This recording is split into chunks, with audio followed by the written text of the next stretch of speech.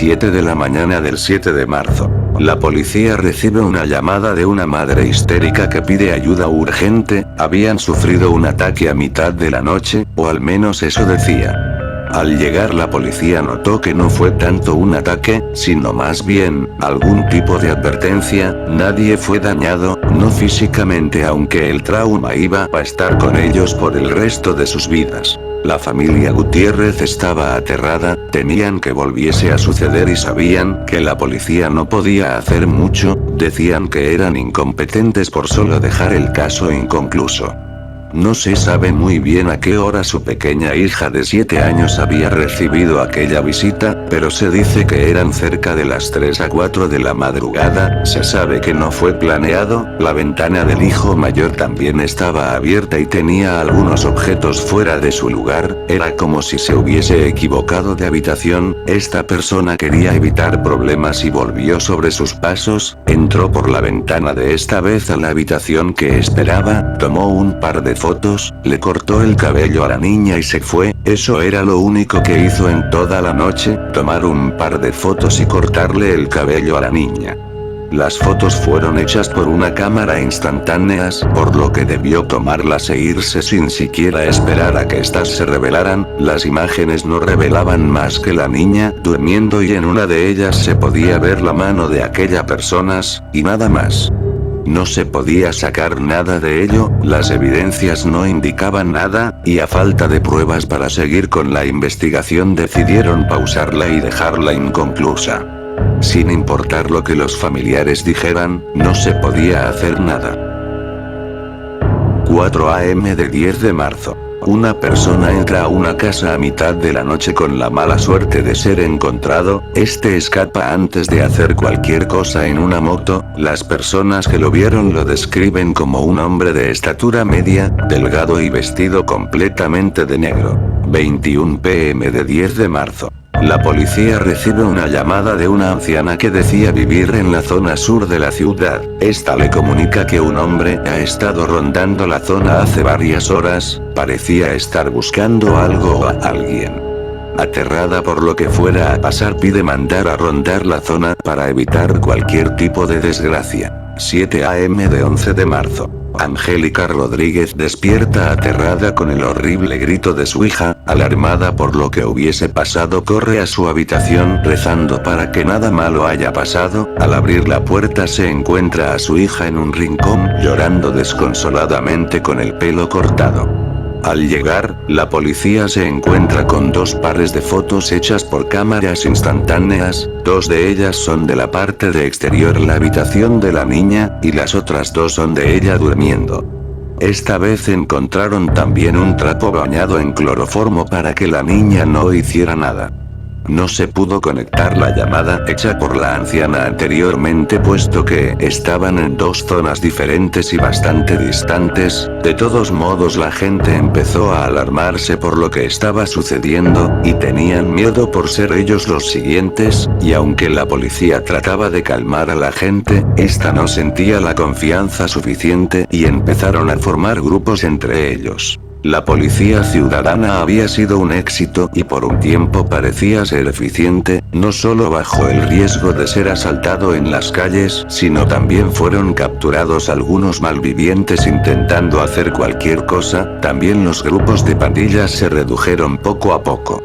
Los ladrones que eran encontrados en el acto eran amarrados a un poste de alumbrado público y eran flagelados por los vecinos que los habían atrapado. Para entonces todo parecía ir marchando relativamente bien, la delincuencia se redujo lo suficiente y la gente parecía estar más tranquila. 4 a.m. del 25 de marzo. Diego Armando Justiniano muere a golpes después de ser encontrado en la habitación de una niña tratando de robar. Los medios se volvieron locos con aquella noticia, trataron de enjuiciar al hombre que lo hizo pero los vecinos lo defendieron, desde entonces se crearon 2 bandos, uno que apoyaba lo que él hizo argumentando que fue la mejor decisión que pudo tomar para no arriesgarse a que su familia fuese atacada, y el otro que decía que no estuvo bien, que para eso está la policía y ellos deben saber cómo manejar el tema. De todos modos ambos tenían razón, él no podía arriesgarse a que su familia u otra persona sufriera otro ataque, aunque también no estaba en sus manos aplicar esa clase de cosas, el joven estaba en todo su derecho de recibir un juicio justo y recibir la pena que le correspondía por su delito. 8 a.m. del 3 de abril. Una madre aterrada llama a la policía asegurando que una persona entró a su casa por la madrugada y le cortó el pelo a su hija de 9 años. Ya sabían de qué se trataba y a dónde iba el caso, un par de fotos, la ventana abierta y una niña con el pelo cortado a medianoche. Después de aquel receso la noticia fue bastante sonada, los programas de televisión invitaban a expertos en el tema de crimen y uno que otro psicólogo para analizar el patrón de esa persona, queriendo o no, le estaban dando fama, bastante de la que ya tenía y pronto eso se subiría a la cabeza y lo que estaba haciendo solo por satisfacer una de sus necesidades, ahora lo haría por deporte. Empezaron a surgir teorías detrás de todo el asunto. Que era un desquiciado que se satisfacía con ver dormir a niñas, un enfermo mental que se había escapado del asilo o por último que era un violador marcando a sus víctimas, de todos modos no se sabría por él hasta que se lo atrapara y él mismo lo dijera con sus propias palabras, hasta entonces, no se podía asegurar nada, y para entonces la gente lo apodó el ladrón de sueños. La mañana del 5 de abril un programa de noticias local asegura haber recibido una carta del mismo ladrón de sueños, según ellos y lo que decía la carta, ese agradecía por haberlo recibido con tanto cariño y aprecio, pero que no era necesario hacerlo, él solo estaba haciendo lo que más le gustaba. 05:53 a.m. del 6 de abril. La gente estaba alarmada, la policía decía tenerlo todo bajo control, aunque las personas sabían que eso no era así.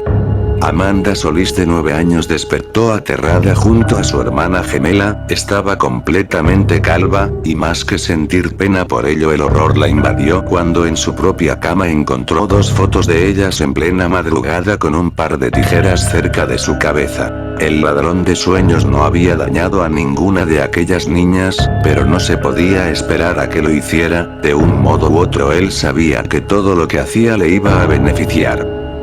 08:45 a.m. del 7 de abril. Se reporta la primera niña desaparecida en la ciudad, siendo la única pista, un mechón de pelo cortado y un par de fotos tiradas en el suelo de la habitación de la niña. Elizabeth Fernández dormía tranquilamente en su habitación hasta que alguien irrumpió su sueño, al percatarse de que algo malo pasaba, trató de no dar algún indicio de que estaba allí, pero segundos después estaba durmiendo nuevamente.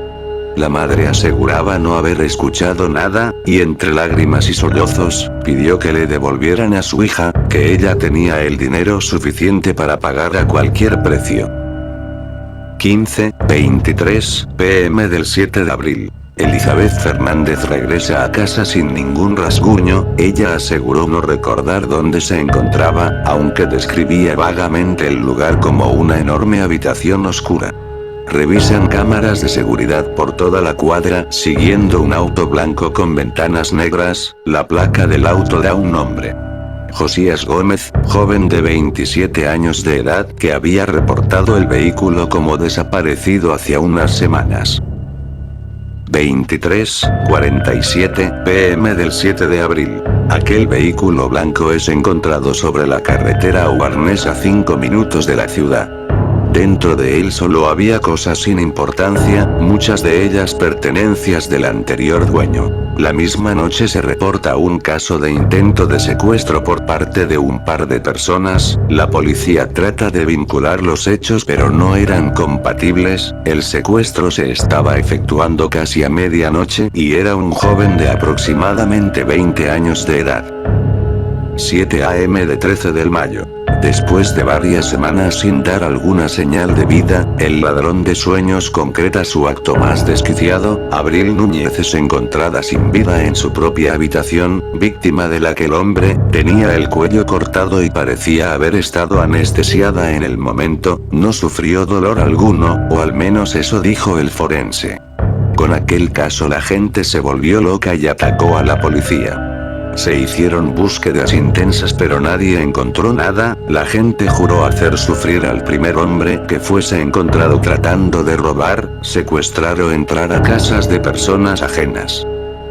2 a.m. de 25 de mayo. Una turba enardecida ató a un poste de luz a un hombre que entró a una casa. En sus pertenencias encontraron un par de tijeras, una cámara instantánea y una cinta adhesiva. El ladrón de sueños por fin había sido encontrado.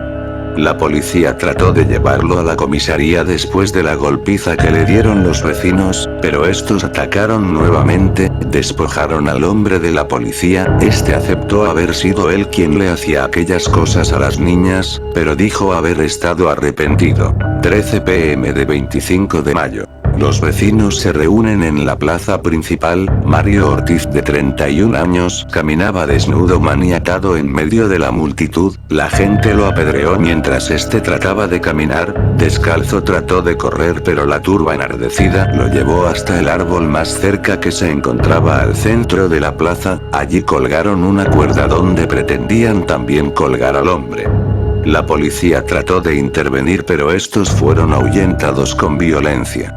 El ladrón de sueños fue colgado del cuello en plena plaza principal de San Julián. Su cuerpo permaneció colgado por 2 días. La policía no volvió a aquel lugar hasta después de 2 meses por miedo a la gente. Por fin la gente estaba en paz.